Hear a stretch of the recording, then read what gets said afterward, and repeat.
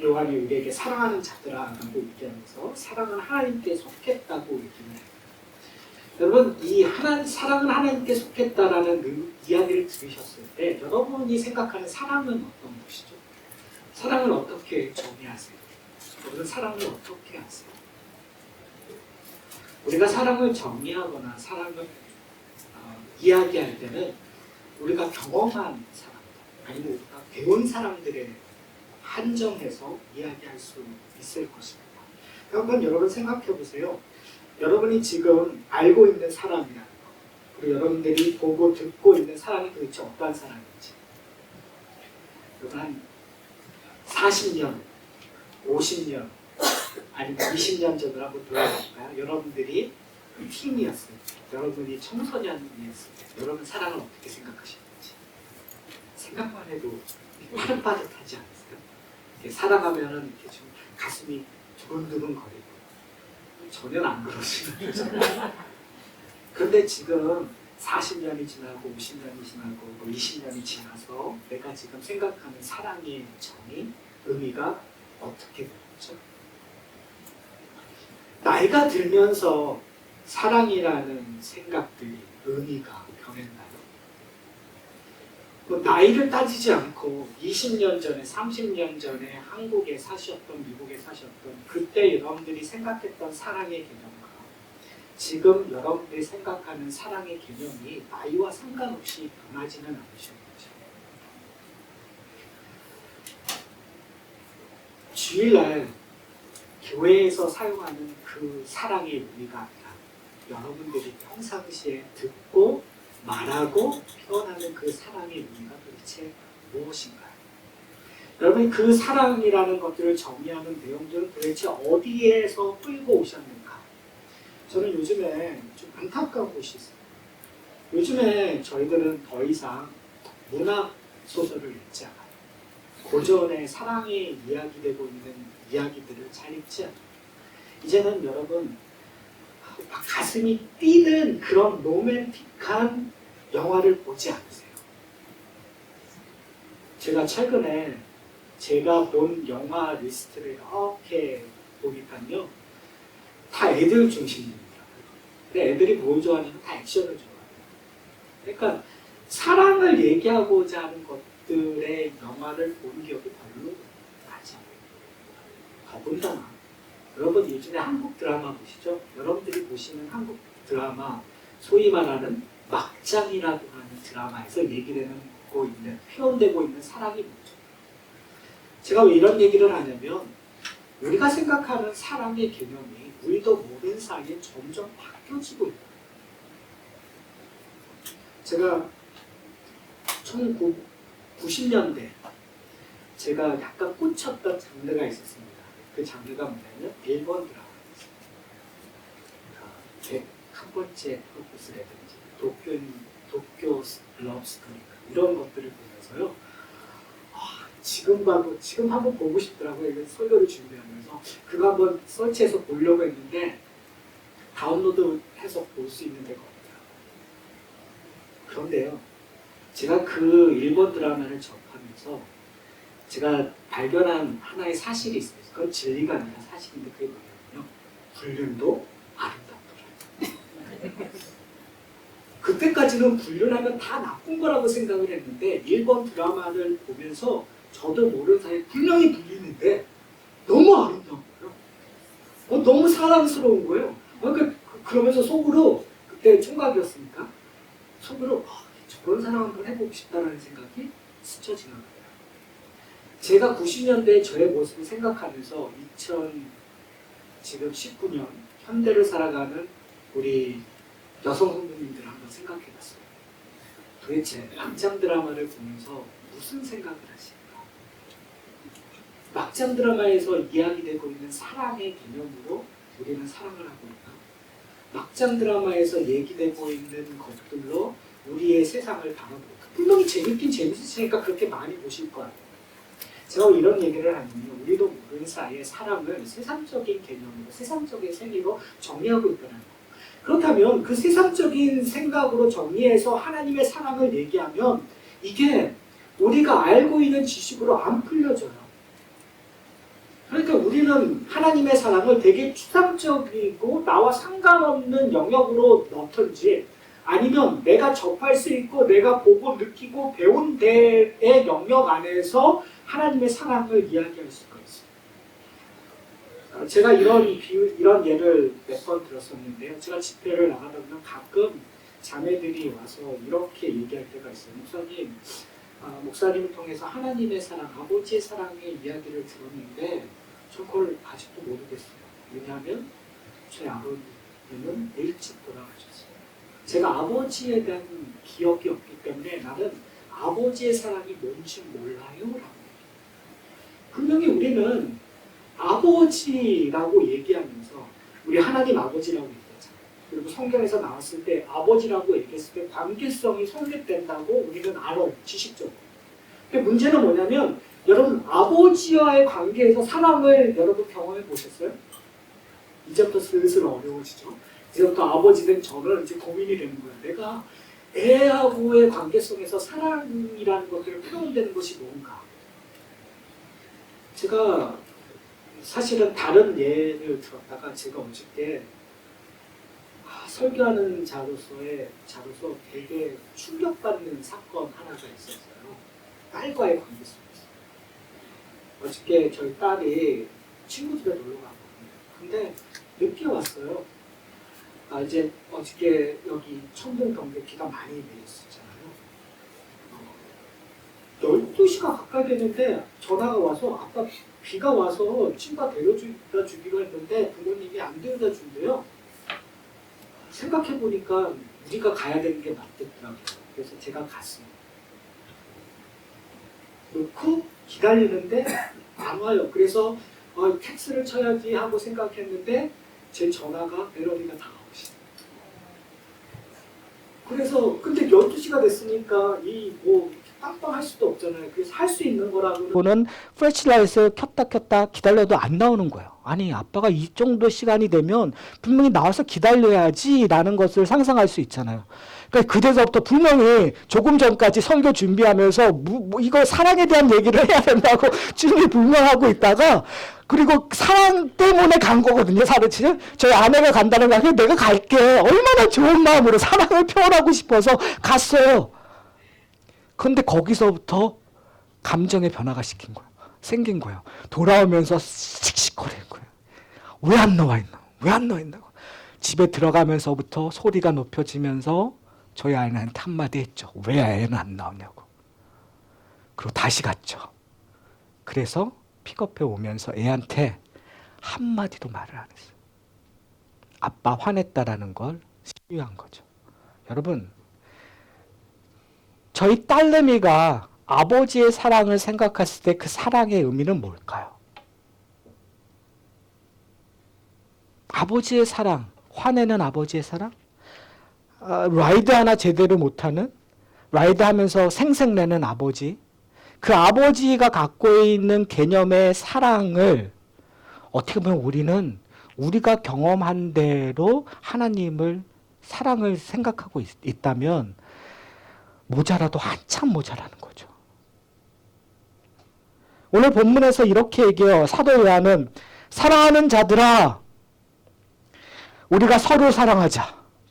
지금까지 주화장창 들었었던 얘기예요. 서로 사랑하자. 사랑하지 아니하면 너희는 하나님 앞에 속하지 않았다. 그러니까 우리 서로 사랑하자. 주화장창 사랑했어요. 그런데 그 다음에 얘기하는 것이 뭐냐면 사랑은 하나님 앞에 속한 것이니 사랑하는 자마다 하나님으로부터 나서 하나님을 알고라고 얘기하고 있답니다. 자, 그렇다면 우리가 하나님의 사랑이 뭔지를 알아야 되는 거잖아요. 근데 문제는 뭐냐면 제가 조금 전에 얘기했던 것처럼 우리가 하나님의 사랑을 어떻게 아냐는 거죠. 만약에 하나님의 사랑을 경험하지 않았다면 그것이 추상적인 거라면 그 추상적인 것을 내가 경험한 대로 사랑을 표현할 수밖에 없어요. 그렇다면 내가 경험한 사랑은 사실은요 리밋되어 있어요. 여러분 우리가 사랑이라고 표현되는 그 사랑들은 다 어떠한 사랑이죠? 친구들과의 우정적인 사랑, 그렇죠? 그리고 남녀 간의 사랑들, 그렇죠? 그러니까 아가페적인 사랑을 우리가 얘기하잖아요. 근데 아가페적인 사랑을 사실은 우리가 잘 몰라요. 그러니까 그 아가페적인 사랑조차도 친구들과의 사랑으로 우리는 이해하고 있고 남녀 간의 사랑으로 이야기하고 있어요. 그런데 여러분, 사랑이라는 것이 정말 아름답기만 하나요? 사랑이란 것만이 정말 좋나요? 여러분, 사랑하고 있으면 정말 배 안 고프세요? 사랑하고 있으면 여러분 모든 문제가 해결돼서요? 안 되잖아요. 근데 재밌는 것은 성경에서 얘기하고 있는 사랑은 모든 문제가 해결되는 것처럼 보여져요. 그러니까 거기서부터 괴리감이 생기는 거잖아요. 더군다나 사랑이라는 것들이 얘기되었을 때 인간의 사랑들은요, 항상 결과물이 좋은 것만이 아니에요. 사랑이 정말 과하면 어떻게 되는지 아세요? 질투가 되기도 하고 심지어는 사람을 죽이기까지 해요. 너무너무 사랑해서. 안 해보신 것 같아요. 전 너무너무 사랑해서 그 사람을 정말 죽이려고 하는 마음이 생긴 적이 있을 가능성이 있다고 생각해요. 여러분, 우리가 생각하고 있는 아웃컴은 우리가 경험하는 거와 달라요.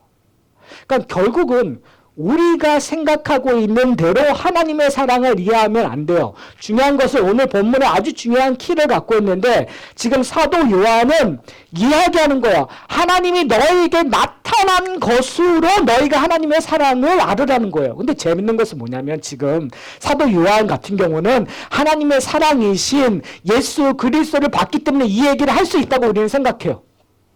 그렇잖아요.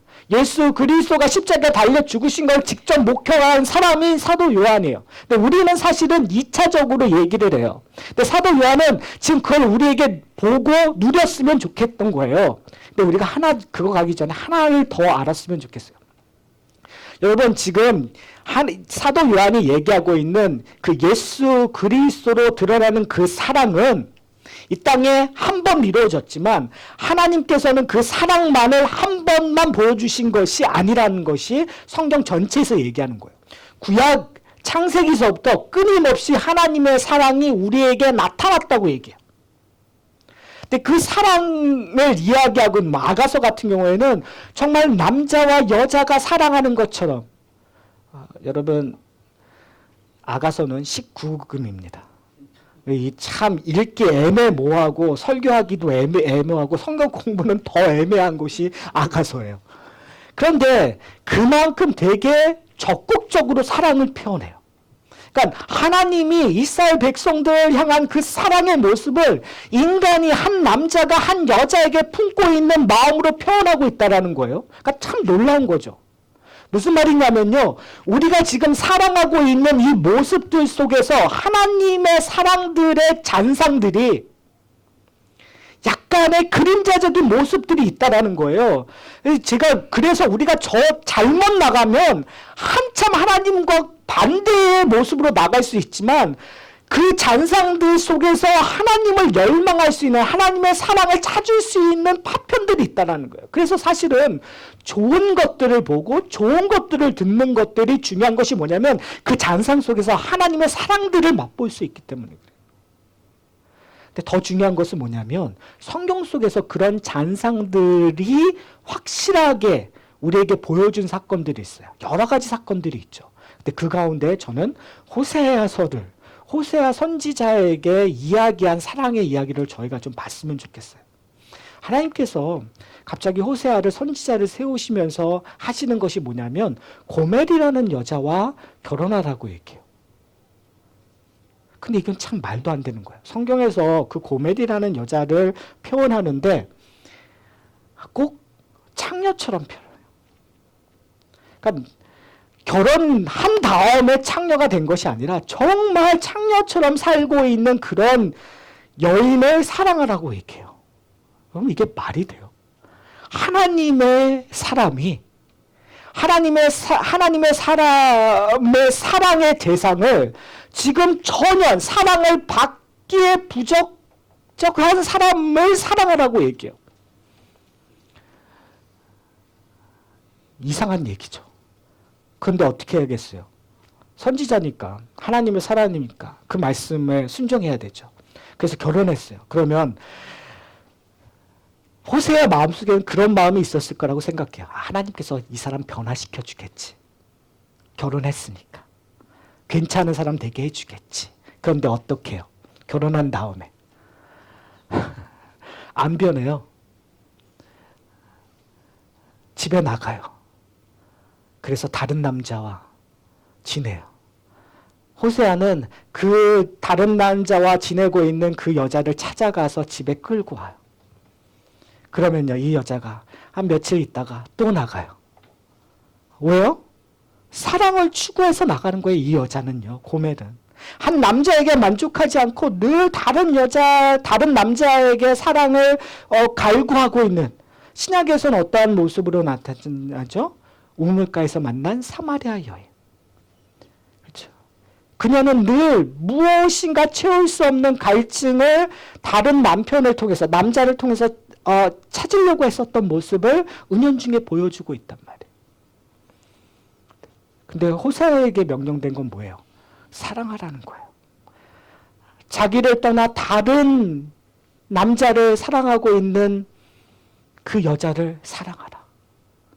여러분, 이것을 성경은 하나님의 사랑이라고 얘기해요. 여러분, 이상하지 않아요? 하나님, 우리가 질문해야 될 건 뭐냐면, 그 사랑이 보여졌는데, 분명히 이 호세아서를 통해서 우리에게 이야기되고 있는데, 그럼 왜 하나님께서 그런 사랑을 우리에게 보여주기를 원하시냐는 거예요. 그 여인이 대단했어요. 여러분, 우리가 모두 알다시피 그 여인은 누구를 상징하고 있는 거죠? 이스라엘 백성들을 상징해요. 결국은 우리를 상징한다는데, 우리는 하나님만을 섬겨야 되는데, 하나님과 결혼해서 하나님만을 섬겨야 되는데, 우리는 세상을 좋아해요. 세상이 약속하는 것을 사랑해서 하나님을 떠나서 다른 데로 가서 즐기고 누리고 기뻐해요. 거기로 만족해요. 하나님이 찾아오는 것 불안해져요. 싫어요. 하나님 앞에 끌려가는 거 싫어요. 그래서 거기서 그냥 있다가 조금만 있으면 다시 세상으로 가는, 세상이 주는 거에 계속 끌려가는 모습들을 우리 속에서 발견돼요. 그럼에도 불구하고 하나님께서는 사랑해요. 여러분, 왜 사랑하시죠? 그 사랑하시는, 나를 찾아오시는 그 하나님의 사랑을 이해를 못하면 오늘 본문에서 얘기하고 있는 사랑하는 자들아 우리가 서로 사랑하자를 이해할 수가 없어요. 서로 사랑하자라고 얘기했을 때는 내가 사랑할 능력이 있어서 사랑하는 것도 아니요, 내가 그 상대방이, 사랑할 사람의 대상이 사랑을 받을 만한 자격이 있어서 사랑하는 것이 아니기 때문에 그래요.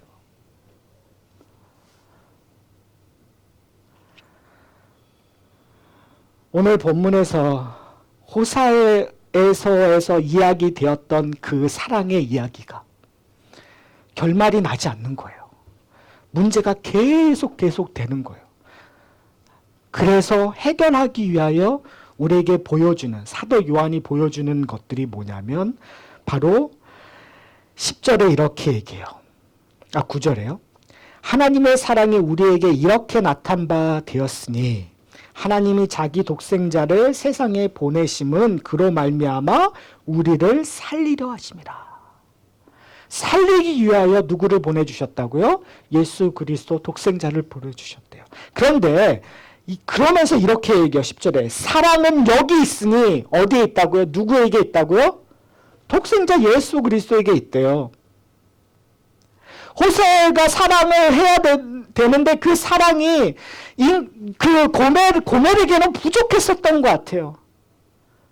고멜을 완전히 돌아오게 하는 일들을 못했었던 것 같아요. 그래서 지금 그 문제를 해결하기 위하여 예수 그리스도께서 이 땅에 오셨어요. 그래서 10절에 이렇게 얘기해요. 우리가 하나님을 사랑한 것이 아니에요. 사랑하는 성도, 우리는 하나님을 사랑한다고 생각하잖아요.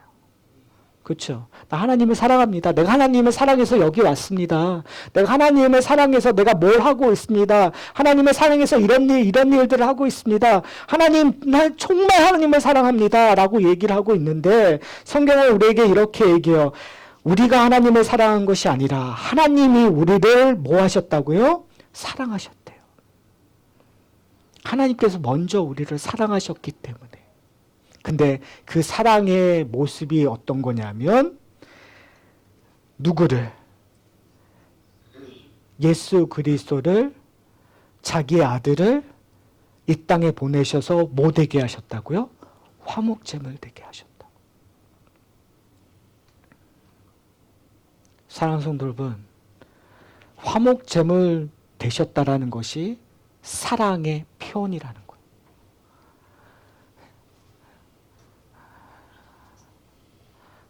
여러분에게 이 의미가 어떤 걸까요? 제 생각에는 우리 모두 지식적으로 예수님께서 화목제물 되셔서 날 위하여 죽으셨다. 이거 다 아시는 것 같아요.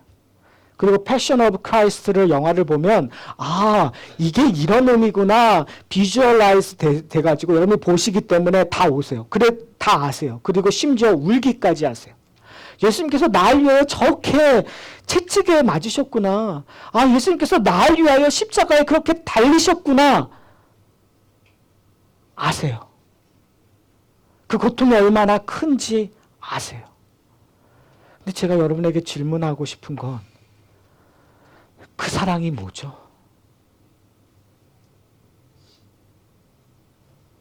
그 사랑이 뭐죠? 분명히 저는 저 딸내미를 사랑해요. 근데 제가 할 수 있는 건 뭔지 아세요? 픽업하러 첫 번째는 기쁜 마음으로 갈 수 있어요. 근데 2번 이상은 가기 힘들어하는 것이 제 사랑의 표현이에요. 제가 말씀드리고자 하는 것은 이 화목제물 되셨다라는 것이 우리가 누군가를 위하여 희생하는 것 정도로 이해하시면 안 된다라는 거예요. 지금 여기서 얘기하고 있는 지금 요한 1서에서 얘기하고 있는 이 이야기는 우리가 그냥 우리가 어느 정도 할 수 있는 걸로 이야기하면 이 이야기를 듣면서 우리는 베드로와 같은 결론을 내릴 수가 있어요. 예수님, 제가 예수님을 결단코 배신하지 않을 것입니다. 내가 죽기까지 예수님을 따를 것입니다. 라고 확언하는. 내가 예수님께서 화목제물 되신다는 거 압니다. 그러니 내가 예수님을 위하여 헌신할 것입니다. 라고 얘기할 수 있어요. 그런데 베드로는 어땠죠? 닭 울기 전에 3번이나 부인했어요. 어디에서요? 대제사장의 뜰에서. 뭐 때문에요? 자기 목숨 때문에. 내 목숨을 내버린다고 얘기했지만 결국은 자기 목숨이 중요해서 예수님을 부인할 수밖에 없었다. 그것이 우리가 알고 있는 사랑의 모습이에요. 그것이 우리가 알고 있는 희생의 모습이에요. 사랑하는 성도 여러분, 그래서 오늘 본문에서 얘기하고 있는 내용은 지금 요한 1서에서 끊임없이 얘기하고 있는 걸로 갈 수밖에 없어요. 우리가 서로 사랑하는 것, 하나님의 사랑이 나타났는데 그 나타난 것들을 우리의 삶 속에서 적용하기 위해서는 예수님께서 요한복음 17장에서 얘기했던 이 이야기 26절에 이렇게 얘기해요. 내가 아버지의 이름을 그들에게 알게 하였고 또 알게 하리니 이는 나를 사랑하시는 사랑이 그들 안에 있고 나도 그들 안에 있게 하려 합니다. 무슨 말이죠? 지금 예수님께서 설명하는 거예요. 하나님 앞에 간구하면서 기도하는 거예요. 뭐예요? 내가 아버지의 이름을 그들에게 알게 하고 알게 하리라. 그거 왜 그러냐면 아버지의 사랑을 그들에게 알게 하기 위해서라는 거예요. 내 아버지를 알게 하고 그들의 사랑을 알기 위해서는 내가 그들 안에 있어야 되고 그들이 나 안에 있어야 됩니다. 그 말은 뭐냐면요. 우리가 사랑을 알기 위해서는요. 막장 드라마 보시고 그 사랑을 우리가 이해하시면 안 돼요.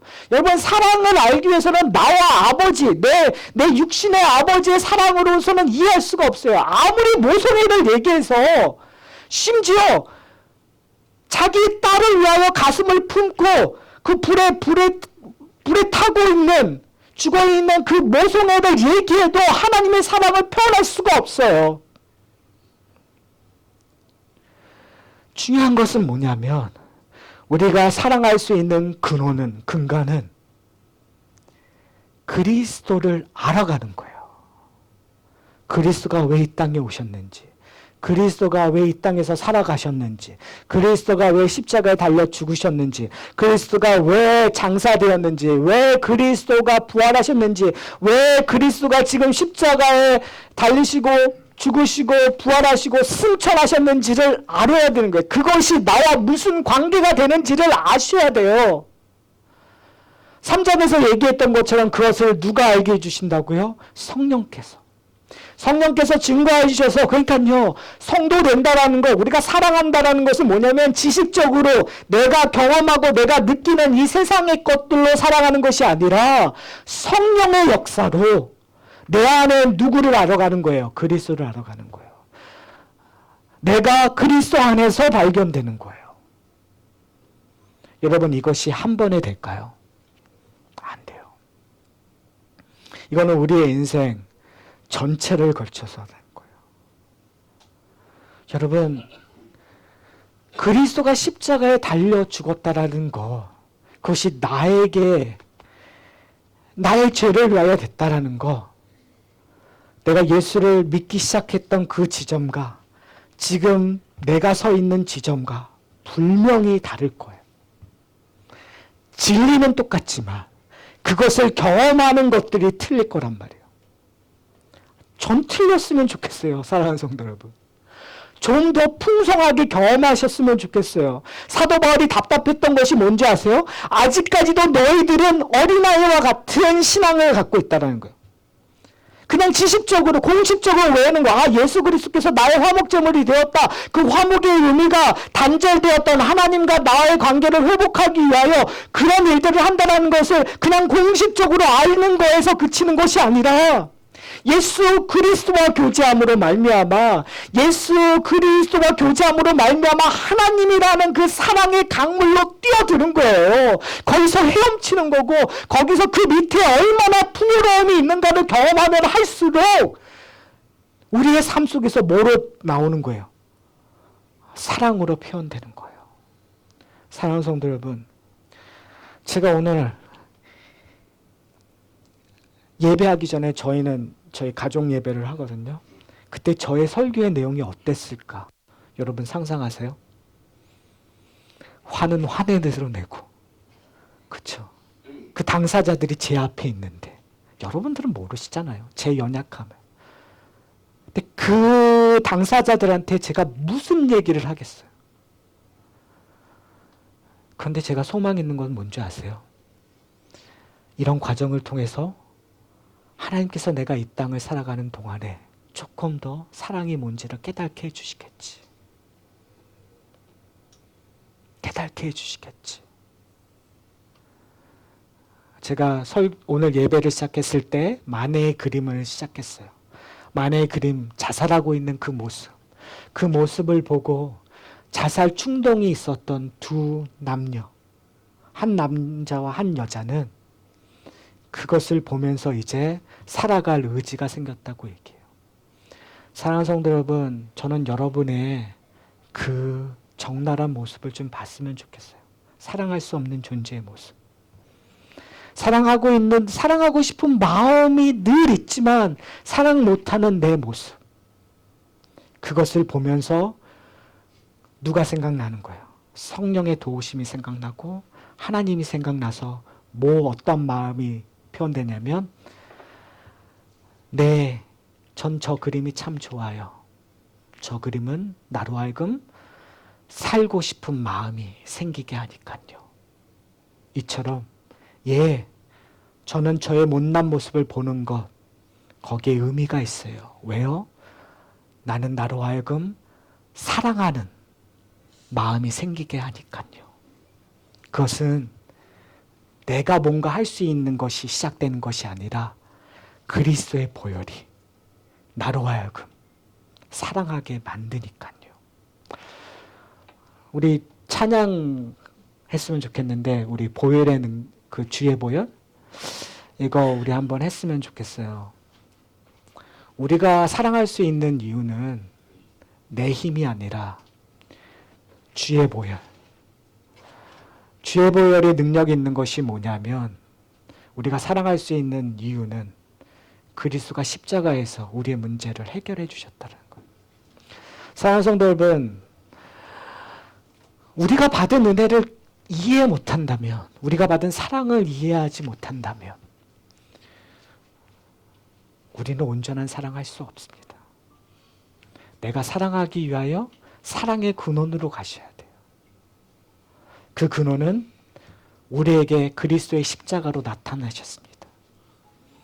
그래서 저는 여러분들의 삶 속에서 그리스도의 십자가의 보혈의 능력, 그것은 하나님의 사랑의 표현입니다. 그 표현을 늘 생각하시기를 소원합니다.